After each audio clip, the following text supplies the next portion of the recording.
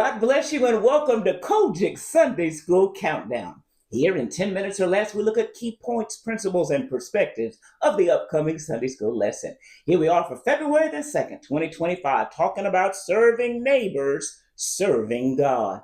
We're found in the book of St. Luke, chapter 10, and it's verses 25 through 34. A most exciting lesson. Are you ready for the countdown?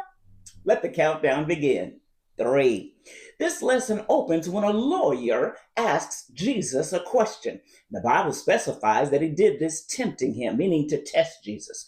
Often they were looking for a way to accuse the Lord, to find fault, so that they could stop his ministry. And this lawyer is not an attorney, as we use the term now. Lawyers were those who were well read in the law of Moses, and some were even called doctors of the law. Many of them were also scribes, and most scribes were Pharisees. And we know that Jesus often in his ministry had to deal with the scribes and the Pharisees. In fact, there was an extensive passage where he talked about scribes and Pharisees, hypocrites. And this lawyer is in that group. We learn something from the Lord Jesus here we must not miss. When we are asked a question, we should consider 3 things. We should consider the questioner. We should consider the setting in which it was asked, and thirdly, consider the question itself. Well, certainly here, when considering the questioner, Jesus knew that this man was tempting him, and he knew as a lawyer what often was their motive in terms of their presenting a question.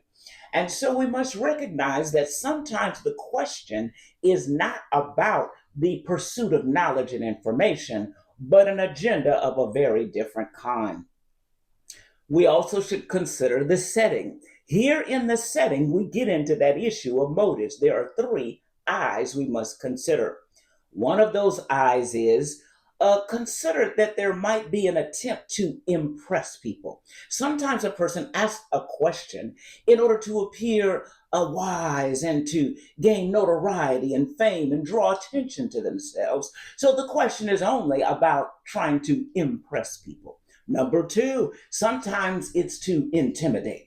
Sometimes a person will ask a question in order to strike fear in those that are around who might be wanting to ask a question, might be wanting to do something, but they manipulate the circumstance and manipulate even the person who is the teacher to use that opportunity in order to intimidate those that are around and gain control.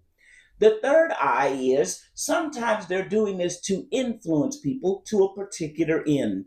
We know that when the Lord Jesus was arrested, he was with Pilate. Pilate said, I find no fault in him. You were right, Pilate. He said, I find no fault in him. And the religious leaders, the Bible said the chief elders, chief priests, different ones of that type, influenced the crowd to say, crucify him.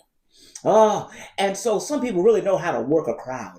And so they influenced the crowd to say crucify him. And even when Pilate said, listen, there's a tradition that we release someone. Here's Barabbas. Do you want him?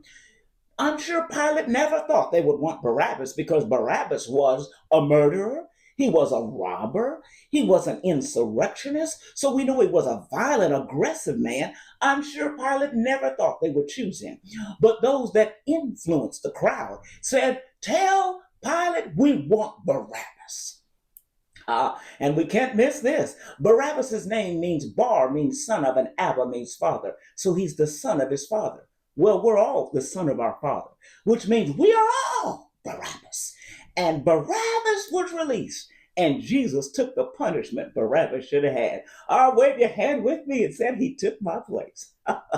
So Barabbas was taken. Here's another principle we cannot miss. Many times people don't want the Barabbases of the world in terms of even a principle or an idea or a movement, but they'll take anything rather than the truth, which is Jesus. Beware of those that chase anything and everything but the truth. Number 2, we cannot miss that in this passage we see that both a priest and a Levite came by and saw a man who had fallen into robbers' hands, and he was wounded, and he was at a point where without help most surely he would die. We see here that a priest came by He saw the man, but he kept on going. A Levite came by, stooped over, apparently took a closer look, but he kept going too. We must not forget, darlings, that the priest represents church leadership. And the Levite represents ministerial workers in the ministry. The Levites, of course, were called porters, which we would call those that may be deacons and ushers. They also were the singers and the songwriters, and they were the musicians, those that served in what we would call auxiliary ministry. Both of them saw the man, saw the need, but they kept on going. We must remember, darlings, that we don't allow our programs and our projects to become more important than the people.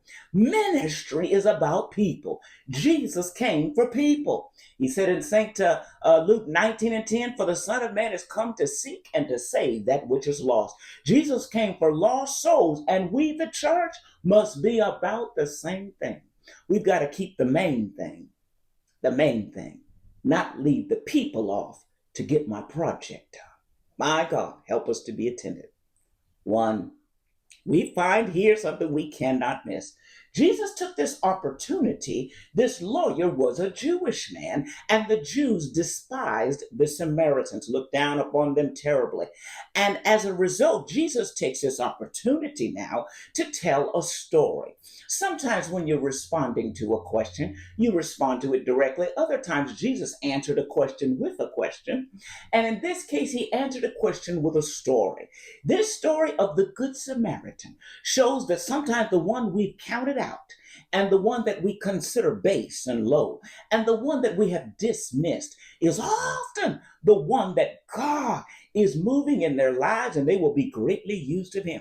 We have to be careful of prejudices and presumptions. We have to be careful how we label people according to our opinions, whether it's based on society, based on education, based on their status in the community, based upon whether it be their wealth, their background, their last name, their heritage. We have to be careful that we don't count out who God has counted in.